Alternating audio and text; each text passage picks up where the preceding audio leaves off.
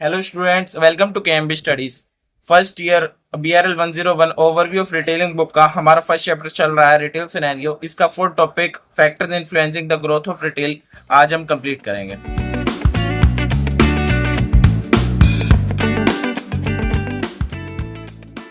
So the topic is factor influencing the growth of retail.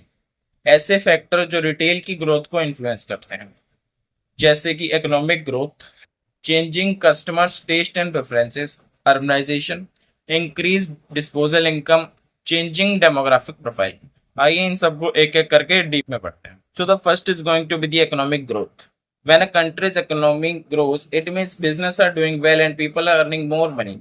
This increased wealth allows customers to spend more on goods and services. जब किसी country की economy बढ़ती है, इसका मतलब कि वहां का बिजनेस अच्छा चल रहा है और जो लोग हैं वो ज्यादा पैसे कमा रहे हैं। अब ये लोग जो है वो अपने बढ़े हुए पैसे गुड्स एंड सर्विसेज में लगाते हैं। अब इससे रिटेल पे क्या फर्क पड़ता है? रिटेल इससे ऐसे इन्फ्लुएंस होती है कि जो रिटेल है वो डायरेक्ट कस्टमर्स को गुड्स एंड सर्विसेज प्रोवाइड कर रही है। तो इकोनॉमिक ग्रोथ होने की वजह से जो कस्टमर्स है वो गुड्स एंड सर्विसेज ज्यादा ले पाते हैं रिटेलर से और इससे रिटेलर्स का फायदा होता है। For example, in India as the economy grows more people buy smartphones, clothes and appliances. जब इंडिया में इकोनॉमी ग्रो करती है तो लोग और ज्यादा स्मार्टफोन्स, क्लोथ्स और अप्लायंसेस खरीदते हैं। और second factor is changing demographic profile. The demographic profile of a population includes factors like age, gender, and family size. Change in these factors can influence what types of products are in demand.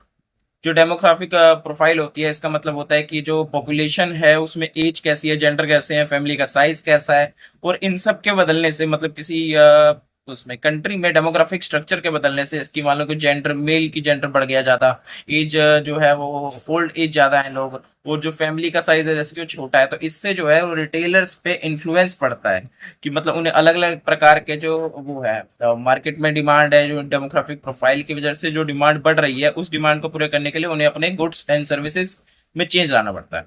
For example, an aging population में drive demand for health care products and services, while a younger demographic might boost sales in technology and fashion sector. Example के तौर पे, अगर जैसे कि हमारे देश में बूढ़े लोगों की संख्या बहुत ज्यादा हो जाती है तो हेल्थ केयर जो प्रोडक्ट्स और सर्विसेज है उनकी डिमांड ज्यादा बढ़ेगी। और अगर यंगर पॉपुलेशन की जो संख्या है वो बढ़ जाती है तो टेक्नोलॉजी और फैशनियर प्रोडक्ट्स की ज्यादा डिमांड होगी। Third factor is increase in disposal income. Disposal income मतलब जब किसी जो कस्टमर है उसके टैक्सेस वगैरह भरने के बाद जो उसके पास पैसे बचते हैं उसे हम डिस्पोजल इनकम कहते हैं। With higher disposal income, customers are likely to spend more on non essential items, leading to growth in sectors like luxury goods, entertainment and dining.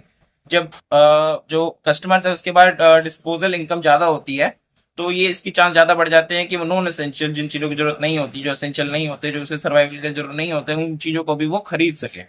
तो leading to growth in the sectors like, जो इससे जो sectors होते हैं इसकी luxury goods, जो luxury के सामान होते हैं उसकी एसेंशियल नहीं होते, पर अगर किसी के पास डिस्पोजल इनकम ज्यादा है, उसके ज्यादा पैसे हैं एक्स्ट्रा, तो वो लग्जरी गुड्स में लगा सकता है, एंटरटेनमेंट में भी लगा सकता है, और डाइनिंग वगैरह जैसी जो लग्जरी चीजें होती हैं जो बेवजह की होती है उनमें लगा सकता है। For example, in countries where income level are rising, there is noticeable increase in the purchase of premium products and service.